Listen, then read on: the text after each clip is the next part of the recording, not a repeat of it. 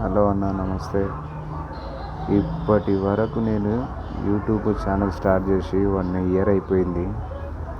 సరైన కంటెంట్ దొరకట్లేదు నాకు. అసలు ఆ కంటెంట్ ఏం తీసుకోవాలని అర్థం కావట్లేదు. మెయిన్గా చెప్పాలంటే చేశాను వీడియోస్ కొన్ని, కానీ దాంట్లోకి వ్యూస్ రావట్లేదు, లైక్స్ రావట్లేదు, తర్వాత సబ్స్క్రైబ్ కూడా లేదు. లింగు అనుకుంటా 7 మంది అయ్యారు.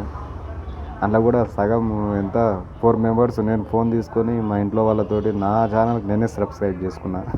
అలాంటి పరిస్థితి ఏర్పడ్డది నాకు.